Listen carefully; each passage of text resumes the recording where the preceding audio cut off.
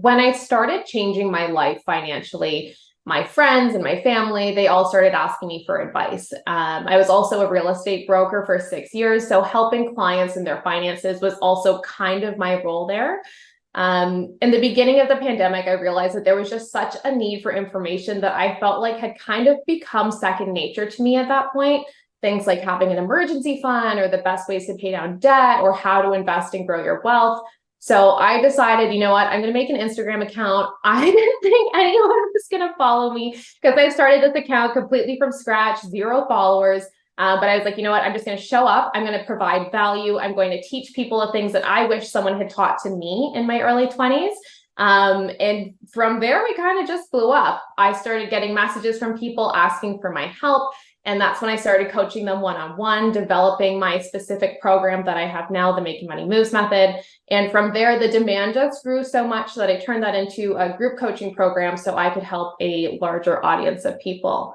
When it comes to creating the name No Budget Babe, because my approach to personal finance is so different than the traditional, like just budget mentality, I really wanted it to be apparent who my content was for. So people who weren't having success with what I figure is outdated financial advice. I knew that I wanted to share my story and knowledge with as many people as possible.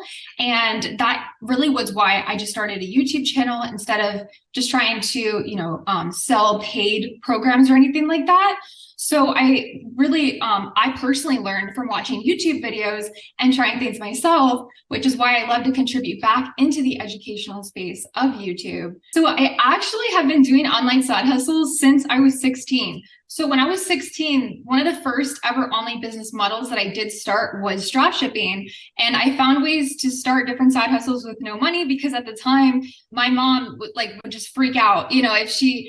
First of all, I didn't have any money to spend starting any income streams. My mom would freak out if I spent anything to start them. So I found these creative ways just from, digging through YouTube, digging through Google. And that was one of my first business models was drop shipping, along with just a couple other things that I did actually using via Twitter back then. And that was also how I promoted my drop shipping store originally as well. In 2020, when I restarted my e-commerce journey, I had a little bit more money that I could spend up front since I was in a different life situation. And I started an inventory-based e-commerce business in 2020, where we sold accessories and bundled products like gifts, and they blew up on TikTok. So as we were building that business, we were also building our other creator accounts and really just expanding those across all social media platforms as well. People think it's more difficult than it actually is. It's actually deceptively simple. And I think that simplicity makes people uncomfortable because they think, well, it has to be difficult. It has to be, just luck, or you have to be an anomaly to be able to achieve something like this. But for them to think, well, all I have to do is simply click a button and it buys an index fund and my money can grow. It kind of goes against a lot of the money rules that we've been taught as a society. If we think about it this way, a lot of us are taught that we have to work hard to make money. So when we're presented with opportunities to make money easily, it can feel like this can't be true. I always say that creativity is so much more important than capital. A lot of people think that they can just take a bunch of money and throw it into a business and it's just going to create passive income for them. And that's just unfortunately not true. I always feel like, when I restarted my e-commerce journey in 2020, even that business, I only started with $100. And if I was doing the dropshipping business model in 2020, like I had when I was 16, there's so many ways to start with no money.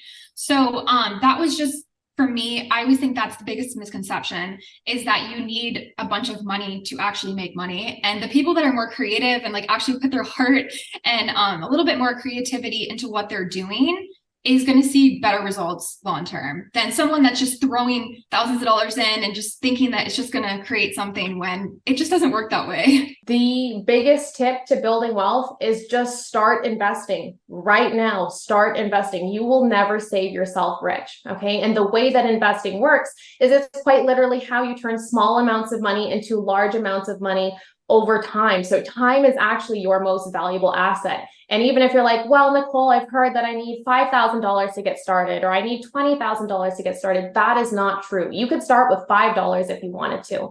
Even $50 a month, if you give it enough time to grow, can turn into hundreds of thousands of dollars in free money, just by putting it in the right places. So it's really important just to get started right now. The best time to plant a tree was 20 years ago. The second best time is today. When it comes to going viral, I don't really have a formula. I just try to provide educational content. I think there's such a demand for it because these are the things that we should have been taught in school and we weren't, right? So if our parents didn't know and school didn't teach us, then a lot of us are coming into the world needing to use this tool, which is money, which everybody has to use, and not understanding how to use it. It is so crazy to me that we don't teach people that in order to retire, you have to invest, right? Pensions are far and few between now. And if you ever want to be able to have enough money where you don't have to work for money again, you have to buy income producing assets to replace your income. So I personally have never bought a course. I've never had a mentor. I never had like a circle of people that were helping me one-on-one or anything like that. My number one piece of advice is to use the power of our technology, the phone that we have in our hands, as a tool to continue to educate yourself on a daily basis. And it's just insane how much we can actually learn just from our phones. Just like how I did, I just learned from watching YouTube videos and trying things myself, which is why I love to contribute back into the educational space of YouTube.